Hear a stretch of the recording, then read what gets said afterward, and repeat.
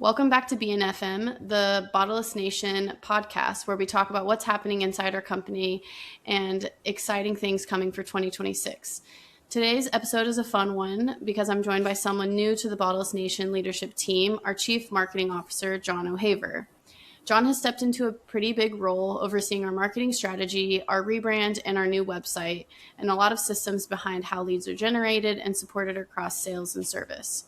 Today, we're going to talk about John's background, what bringing marketing in-house fully means, what's been changing, what's staying the same, and how all this ties back to growth and leads for our sales team. John, welcome to BNFM. The first thing I'd love to start talking about is give people kind of an overview of who you are and where you came from prior to Bottleless Nation. Yeah, so my name's John O'Haver. Excited to be with Bottleless Nation and kind of give you an idea, like how they was asking about my background. So I started off working in B2B e-commerce, was recruited out of that into the Napa system, working for Napa Auto Parts, and then went into the agency life. So working for many companies all over the spectrum, B2B, B2C, direct to consumer. And then after that, I started my own fractional CMO business, and I was headhunted into a fractional role with Bottleless Nation, and then that quickly grew into a full-time CMO position. Very quickly, I would say. Extremely quickly. And so, having the background that you do, what was it that drew you to Bottleless Nation, being that it is a little bit different than the other industries that you've worked with? Yeah, so I think the most impressive thing, like in the original, like kind of interview, feeling each other out, kind of conversations with Rick, when he was talking about the business they were already doing, and it was really just focused on sales. Mm-hmm. So for me, for a marketer, usually you come into a company and it's like, hey, like this is our budget. We're trying to grow from X to, from here to here. And we're already doing these 10 things. How do you scale them? Or how can we, what are we missing? And it was really, hey, we're doing a lot of this sales stuff really, really right. And we've just kind of started dipping our toes into marketing. We're growing that area, and we haven't really, there's a lot of opportunity, right? Like they're just like, where can we pour gasoline on this fire? And I thought that was just extremely interesting to me, right? So I come in with a breadth of knowledge on the topic, and to have a team that's already, kind of just getting started, it was exciting. Yeah. And for those who maybe don't understand, can you explain what Bottleless Nation was doing before and what they're doing now? Just as far as like, a lot of people don't necessarily know where the marketing efforts are coming from, especially, if they're working in a different market. So can you kind of break that down for everyone?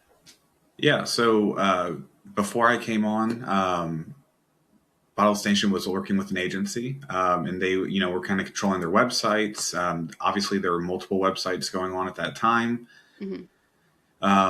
They were, running all their email marketing through them. And what we've done since I've been on is kind of brought everything in-house. So we're now on onebn.com. So just one website. We've integrated the Artesian and the Office H2O websites into that, and the Bottleless Nation website into that. And then we have taken over all of our email marketing, and then all of our ads, advertising, all of that is now brought in-house. Very cool. And we're going to dive deeper into each of those things that you just mentioned. Right now, I want to stay a little bit like high level. And so in doing that, I guess, what do you do all day? Like when people think of marketing, I think it's kind of this ethereal thing. They don't really know how, with sales, and we'll get into why this is not true necessarily for you and what you bring to the table, but there's not necessarily like dollars assigned like to, oh, we do have this marketing effort, we get this money back, like there is with sales. And so like, what does your role look like on a day-to-day, and what are you working on? And I guess, what does your day-to-day look like? Yeah. So, my day-to-day right now feels a little weird for my role. Normally, as a CMO, you'd be kind of just focused on the strategy and working with your team to kind of, direct a vision. Mm-hmm. But I'm a very hands-on marketer as well. So I'm trying to get my hands dirty in everything that we're doing. when we, created the new website, obviously the whole marketing team was a part of that, but it was a lot of late hours of working on that site and trying to get it up and ready to go in such a short amount of time. Yeah. And as far as like the email marketing side of it, it's kind of the same thing. So obviously we're working together, but it is just a lot of, it kind of feels like it's a lot of just drudge, like you're just kind of moving through thick mud at this moment, just feeling like I can see the finish line, Mm-hmm. but we're just trying to get everything kind of caught up and everything all moving in the right direction. And it's just going to take some time, but I feel good about it. Yeah. And what are the benefits now that we have, you talked about moving the marketing in-house. What are the benefits of being able to do that that we might not have had previously? Oh, there are so many. I would say the main benefit is the speed. So no longer are we making a request, or if we have an idea, we don't have to get in queue or in line with an agency. We're just able to create it, mock it up, test it, and that's it. I mean, it's live, and it can be live in a matter of less than a day or in a couple hours, or if it's a bigger project, we'll spin it up in a week or two, and we're not waiting on someone or going back and forth with someone. We can just all get in the same call, figure out what we need to do, and move forward on it. Yeah, I mean, especially with the website, obviously have a lot of insight on the back end of marketing because I'm on your team. But I mean, putting together the website, I mean, that can I know the time and effort that it takes to do something like that, and for us to be able to get together and put something like pen to paper and it actually come to life so quickly was really impressive to see. Because I mean, how long from start to finish was it really? Like, I what do you think? mean, it was a few weeks, right? I mean, Yeah. like we realistically, getting through the first templated stuff, we did that in a couple days, and then we're just building sections of the site and kind of adding on to them. But let's say it took 3 weeks to a month to really get most of this content on there, and then it was fine tuning and fixing stuff. Yeah. Yeah, so I mean, that realistic, if we were working with an agency, that 3 weeks probably would have been spent getting half the homepage done. Yeah, for sure. And when talk about the website, what are some new things that people can expect from the website? A lot of people, I'm sure, have checked it out, but if they haven't checked it out, what are some maybe new things? And this kind of ties into the rebrand because I think that definitely played a heavy hand in at least the look and feel of what we were creating. And then you were able to take all of Sam and I's ideas and put that into practice because that honing in and really picking and choosing what it does look like takes a lot of effort. So I guess, yeah, walk us through the website and maybe what people have to look at now and then for the future. Yeah. So as far as it goes now, I will say when you're designing a website, the imagery that you're using is a huge piece of it, and I'm so happy that Kylie and Sam and everybody else they roped into being in these photos agreed to it, because it really does show it.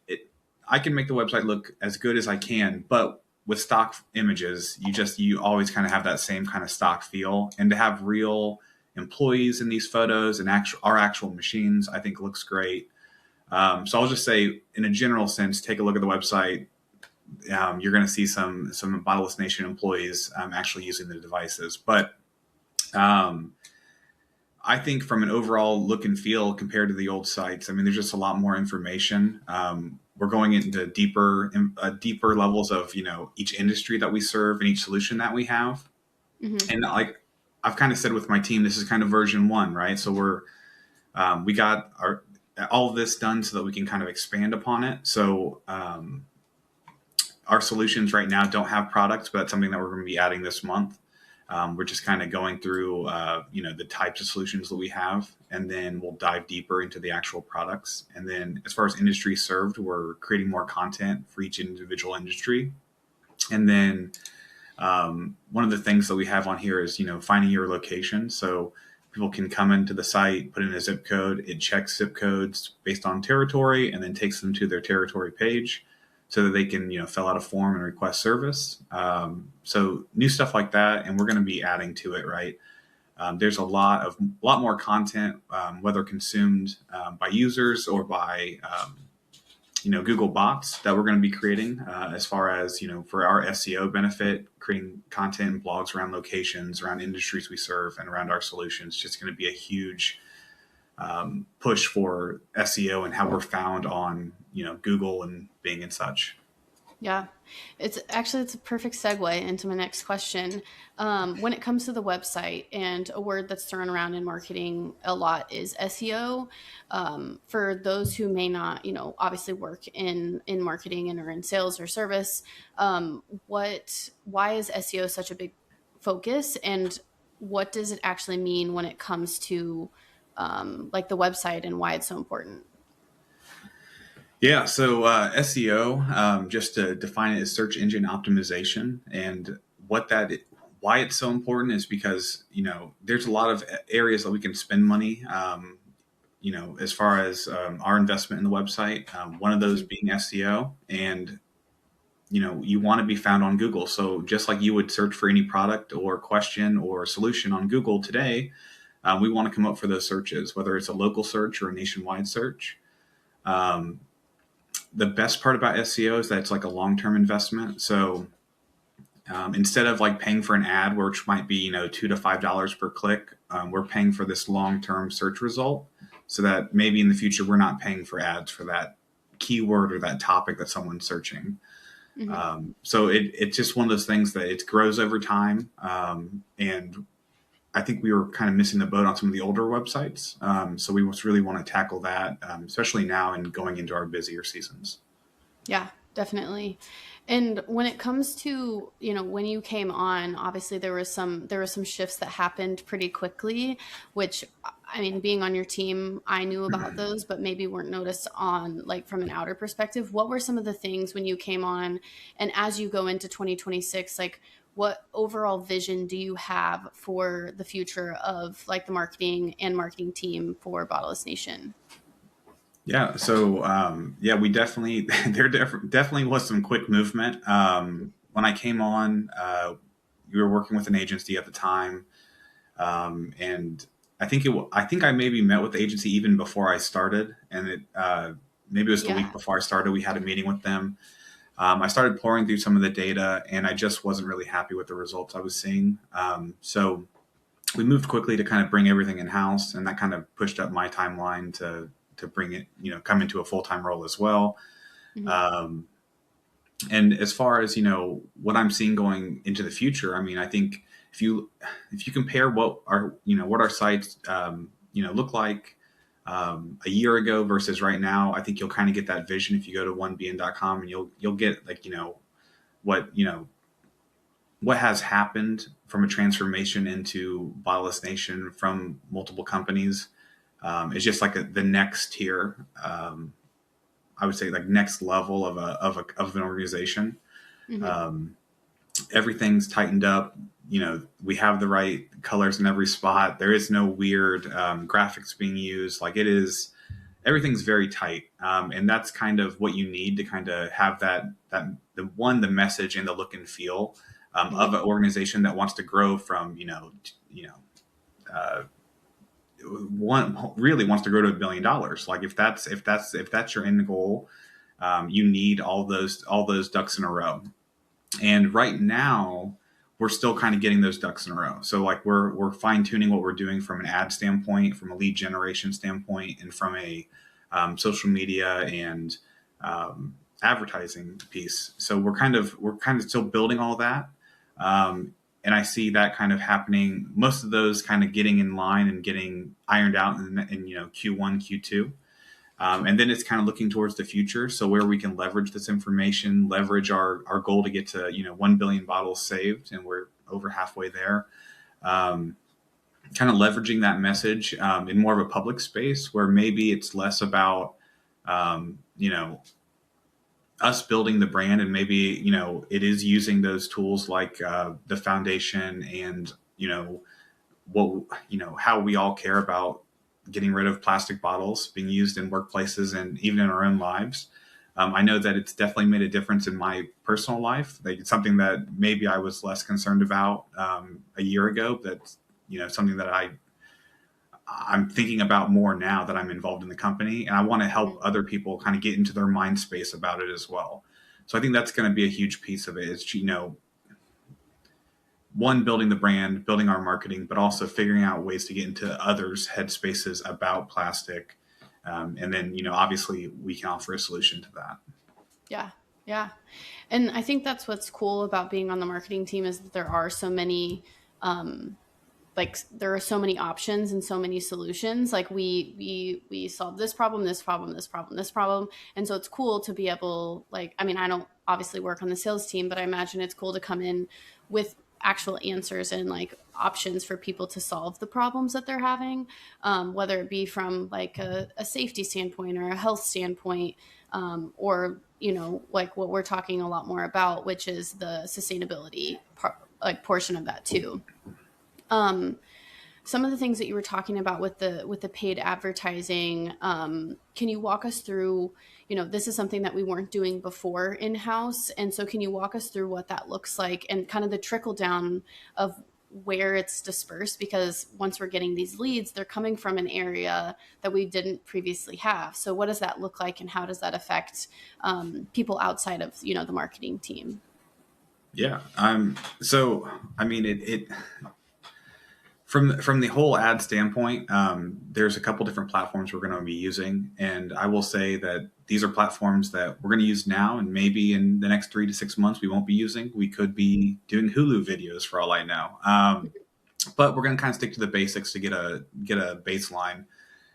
So Google Ads, like I was saying, with like similar to SEO, when people make searches, we want to come up on those keywords. So as we're growing our SEO, our search engine results, we want to target the keywords that people are searching that relate to our industry, and we want to come up for those searches. So that's going to help kind of drive our Google search piece. And then Meta, which is Facebook and Instagram, is another piece that we're going to be using. Now that, as you're scrolling on your social media platforms, I'm sure we've all seen ads. We've talked about things, and next thing we know, we're being served ads about them. So we're going to do some following that way. As far as, creating content that relates to our audience that they're going to engage with. We're going to retarget people that visit our website. So if they do come in from a Google ad, or they come in just naturally, or a salesperson tells them about our website and they do some research on their own, we want to follow them around on their social media and kind of bring them back to the site, get them to convert. So I think those two are probably the main players from an ad standpoint, but we also are using lead generation through like 360, which it's just another source of leads coming in, and we will be experimenting with some others as far as like LinkedIn goes. Kind of targeting people and industries and job titles that we want to interact with. So. Mm-hmm. As we go, we're kind of starting off slow right now because it is the slower season. But as we, get into the summer months, we'll be ramping it up quite a bit. Yeah, definitely. And then, but those leads, like, can you explain kind of how that's working once they're coming in? Like, as far as, because hopefully it's a great problem to have. Is like, oh my gosh, we have all these new leads. What are we doing with all of them? And I think that, since a lot of the people who are listening, work in as a BDR or maybe within sales, it's going to maybe not affect them directly, but it might, come across. Oh, it should should make a huge impact, especially if you're a BDR or in sales. So those leads are going to be coming in, and we're using a CRM software to kind of collect those at first. BDRs are going to be reaching out, kind of qualifying people and setting appointments.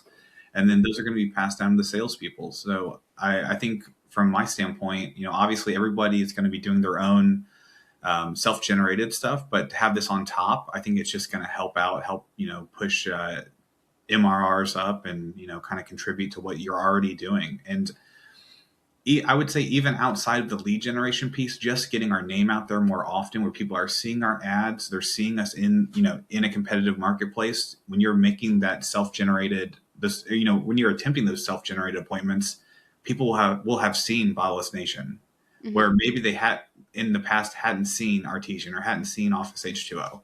So we're Yeah. just going to have ourselves out there more, and it should help with self-generated, and it should help, just to pad a little bit with the leads that are coming in, from the forums. Yeah. Well, and that brand recognition, it's like something that feels familiar too. So it's like, oh yeah, I have seen this before. And so it Yeah, makes the sale just feel a little bit warmer maybe than if it was I think someone, so. then you don't know. Like, I don't know. I feel like if some random company contacted me versus, if you've heard of Culligan, right? So you're like, oh yeah, I know of them. It seems like it's, especially nowadays, like it's not a scam. Like it's legit. They know what they're Yeah. doing. My friend has them in their office, and it's so funny how like how you and there's actually a name for this, and I'll tell you it in just a second, or maybe you'll know it, but it's like when you learn a new word, Bader-Meinhof phenomenon. Are you familiar? That wasn't what I was going to say, but go No. ahead. Okay. Well, I was like, I always looked it up because I was so curious about it. But it's like the idea when say you learn a new word and then you see it all the time. You're like, oh my Oh gosh, I yeah. just learned that word, and then now I'm seeing it again. Same thing. I feel like it happens when you get a new car and you're like, oh, nobody has this car, and then you're like, oh You wait, see it everywhere. everyone has this car. I feel like it's kind of like that. A lot of my friends, ever since I started, working at Bottleless Nation, they'll message me and they'll be like, oh my gosh, I just saw like a Bottleless Nation truck. And that's something that previously they would have never thought twice about. But now, they're like, oh yeah, Kylie works for the water and ice company and stuff. So it's funny how it really does have a trickle down effect of, the more we talk about it. And that has like obviously a huge impact once that's, nationwide and we're doing it, in an ad standpoint. So it's pretty cool to see how that happens. Um, I got a but text just this week from someone they were like, check it out. I see you're one of your vans. And I was oh, like, that's really? awesome. Yeah. Yes, I think it was that Monday. is that is so cool. Yeah, my friend was at the doctor's office, and well, some of the machines have the older branding on them. So it said Office H2O, but she was like, oh my gosh, like she sent a video actually, and it was like of the machine in the office. Nice. So I was like, that's cool to see, and a machine in the wild. Yeah. Um, And then one of the other things you kind of talked about too, and this is another effort that is definitely being it's brought in house, but it's something that we're ramping up to, is the email marketing piece of all of this as well, which is, and that, I guess, to my knowledge, that's kind of being spearheaded by multiple people, correct? Yes. Yeah. Yeah. I can kind of jump into that, but so it's a combination of basically myself and Joe and Sam. I mean, it's going to be definitely a mixture. I'm sure you're going to get involved as well. Yeah. Lucky you. But yeah, no, it's going to be great. So, um, in the past, we have really just not taken a lot of opportunity to reach out to our existing customers and to really nurture leads coming in. So that's one. Those two things are things that won't exist, a year from now. Um, but we have done a monthly newsletter in the past to existing customers. We're going to be expanding upon that with some product drips. So if we have customers that are only in, let's say they only buy water, dispensers, like let's, make sure they know about the Coupa. Let's make sure they know about ice. Like, let's make sure that like we're not missing something there. So putting them on some, quarterly drip campaigns to give them more information is going to be beneficial. Also, just to let them know about our own, initiatives. So, right, like, so trying to get to 1 billion bottles saved, we're a little over 600,000 right now. So as we grow the company and as we start saving more and more bottles, plastic bottles in the wild, we want to share that news. So when we get to 700,000, we want to share that. When we get 800,000 and so on. So, and when we get to 1 billion, I'm sure the next goal is going to be 2 billion. So, we want to share that with our customers, and ask of them, hey, do you have someone that could help us share this, that would share this mission with us? Do you know someone in another office? Do you know someone in another warehouse that currently is still on bottle service? So having referral drips, sharing the mission, sharing where we're where Sam's working hard on the bottle, the Bottleless Nation Foundation, Charity Foundation. So being able to like make sure our customers are seeing that, seeing how they're how them using us as a vendor is really creating a deeper impact than just, hey, they have water and ice, and that's great, but we're using a portion of that money to actually help others, and to push real change. So I'm excited about all of those things, and I think the big picture is, hey, we've kind of dipped our toe in the email marketing side, and then now in 2026 we're all in. So we're going Yeah. to definitely be tackling it much more aggressively, but at the same time, we're not looking to annoy anybody. So we have fail safes in place to kind of make sure they're not hitting people too often, and then taking into account how they engage with our emails to know if they are somebody we should send more to or to back off of. So we are paying attention to that as well. Yeah. And I think, finding that balance is obviously, it takes time to figure out like what's working. And, we were talking a little bit offline prior to this, but going back into the ads. And I feel like all of this, it does take time to do something. Does this work? Test it. Try something else. Does this work? Test it. And, so for the next couple months, it's going to be a little bit of some trial and error. So I'm excited to see. I'm really excited to see what comes of it, and what we find, and especially from the ad standpoint, I think it's really interesting to like what does catch people's eye, especially Yeah. because I think that is ever evolving, and because we get used to certain types of content, and so then it has to we have to change things up to change like what is gonna get someone, and not feel too produced or whatever it might be that feels overdone at that moment. Yeah, I will say from the marketing standpoint, like obviously the next couple months are going to be a lot of testing, to kind of figure out where our baselines are. Mm-hmm. But I will say that the testing won't ever change. Kind of like to just add to your point, things do get stale. Things that worked really, really well this month may not work next month. So we're going to be constantly iterating and trying new things, with small budgets and then scaling them from there. So Yeah. that's the kind of the fun part about marketing, is that there is really no finish line. I think goes along with a lot of different areas as well, but there is no finish line in sales. There's no finish line in marketing. It's just keep pushing forward, Mm-hmm. testing things, figuring out what works, and then, leveraging the stuff that is working, and growing it from there. Yeah. Well, and one of the things you were talking about in a meeting not long ago was, and I think this leads to bringing things internally and how beneficial that is that you can look, on an hour by hour, day by day basis at what's working and change it. It doesn't have to sit and be wrong for weeks to then be Oh changed. yeah. Like it can change as you see that it's not, I don't know, doing what it should be, or acting as you thought it might, or something like that. So I think that's cool.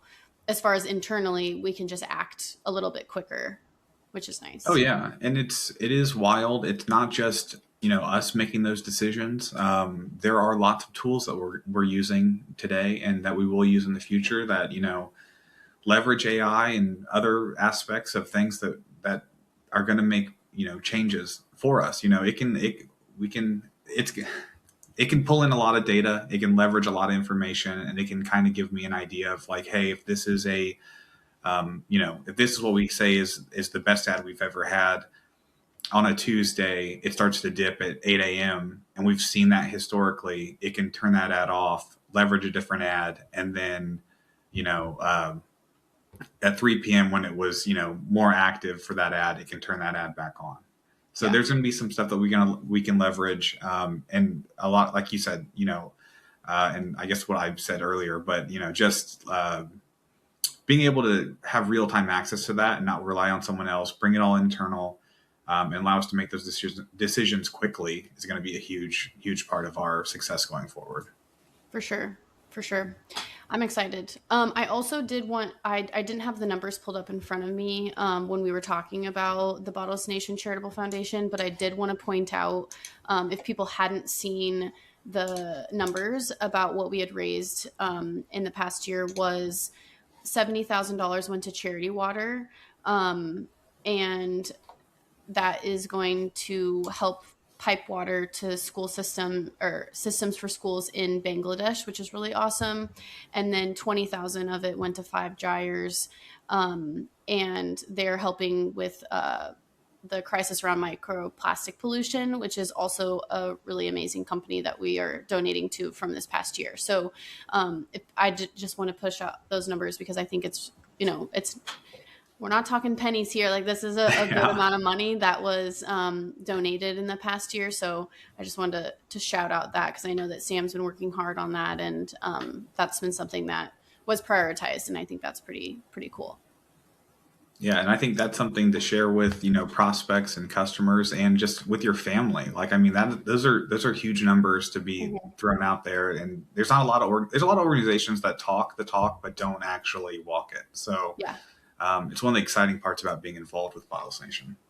Yeah, I agree. It's nice to feel good about what you're doing. And luckily, I mean, I've had, I don't know if it's luck or what you want to call it, but I've worked at places, maybe it's a choice, that I really believed in what we were doing. And so it made it really easy to do the work. It's not like I feel like I was doing something that I didn't believe in, which is nice. So, all right, we're almost about to wrap up here. I have one last question for you, and then I'll have our final question that I ask everyone. So if you've been watching the other podcast, you already know what it is.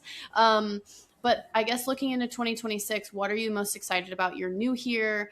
I don't know when we stop calling you new here, but I would say you're still pretty new. So what are you excited about 2026 and what is coming in the future? Yeah, I mean, right now everything seems very exciting. I am really excited to see where we can leverage one.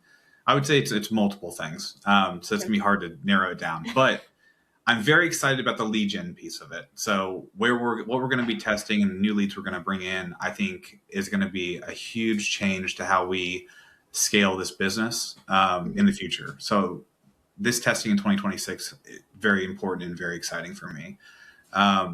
But the other side of that is leveraging those existing customers. So I think there's an opportunity there that just hasn't been hit yet. And I'm really excited to see, what content we create that resonates with them, and, how we can move that referral number up. So I think both of those are just very exciting points of it. I mean, I think it's all exciting, but those are two things that I'm probably the most excited about in this moment.